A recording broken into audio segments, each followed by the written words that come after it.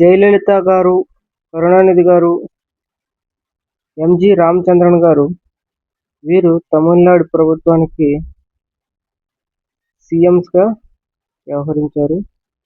వారి యొక్క సేవలను మరియు వారు చేసే ప్రతిదీ ఇక్కడ మ్యూజియంగా వ్యవహరించారు. వారి యొక్క సమాధులు ఈ మ్యూజియంలో మరియు ఇది మెరిన్ బీచ్ పక్కనే ఉంటుంది.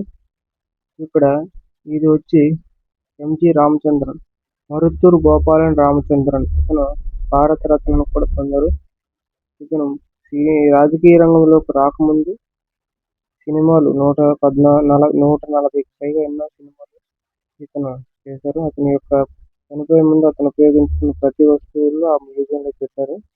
అతను కంచము, బట్టలు, పెన్ను ఇవి ప్రతిదీ ఈ మ్యూజియంలో పెట్టారు. ఇతను అన్నా ద్రావిడ మున్నేట్ర కజగం అనే పార్టీకి ఇతను 1937లో జన్మించారు. ఈ పార్టీ తరఫున సీఎం అయ్యారు. ఇతని సమాధి దగ్గర ప్రతిరోజు జ్యోతి అనేది వెలుగుతూ ఉంటుంది.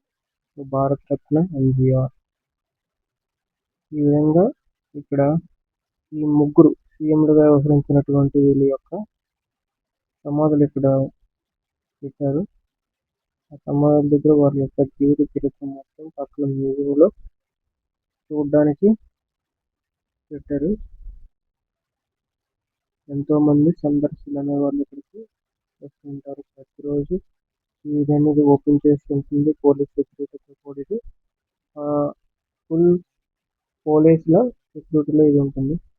ఇప్పుడు జయలలిత గారు తమిళనాడుకి ప్రభుత్వంలో 6 సంవత్సరాలు అంటే 6 టైమ్స్ సీఎంగా వ్యవహరించారు. 6వ సంవత్సరం సీఎంగా ఉంటూ చనిపోయారు. ఈమె బాలనటి. చిన్నప్పటి నుండి యుక్త వయసు వచ్చినంత వరకు సినీ రంగంలో ఉన్నారు. ఆ తర్వాత రాజకీయ రంగంలోకి వచ్చారు.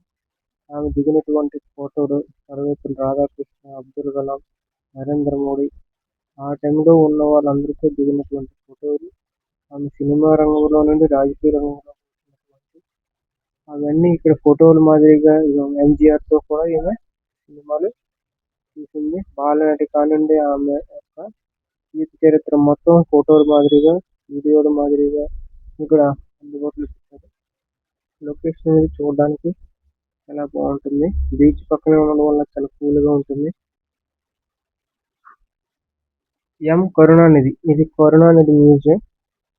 కరుణానిధి మ్యూజియం ఇతను 1924లో జన్మించారు. ఇతను కూడా అన్నా ద్రావిడ మున్నేట్ర కజగం.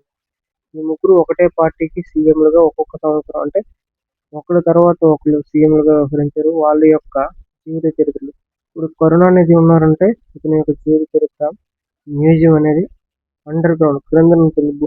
అతని సమాధి యొక్క క్రిందన అండర్ గ్రౌండ్ లో మ్యూజియంగా తయారు చేశారు. దాని 3Dలోని 4Dలోని అతనితో మనం ఫోటో దిగినట్టు, తర్వాత అతనితో మాట్లాడుతున్నట్టు వీడియో మొత్తం ప్రతిదీ ఇక్కడ చూడడానికి అద్భుతంగా ఉంటుంది. అతని యొక్క ఫ్యామిలీ చరిత్ర మొత్తం ఇక్కడ ఫోటోల మాదిరిగా ఫోటోలు అతను దిగినటువంటి తమిళనాడు ప్రభుత్వానికి చేసిన సేవలన్నింటినీ బుక్స్లో అతని మధ్యలో కూర్చున్నట్టు ఉంటుంది. మనం అతనిలో ఇది వీడియో మాదిరి. ఇది వచ్చి 3D. ఈ 3Dలో సేమ్ మనము అది అనుభూతిని పొందుతాం. ఇది రోడ్డు పక్కన యాచ్ అనమాట. ఇది మ్యూజియం అండర్ గ్రౌండ్. సాయంత్రం 7 వరకు ఓపెన్ చేస్తారు. సాయంత్రం పూట మాత్రం ఫ్రీ టికెట్. ఈ 3 సమాధులు పక్క పక్కనే ఉంటాయి.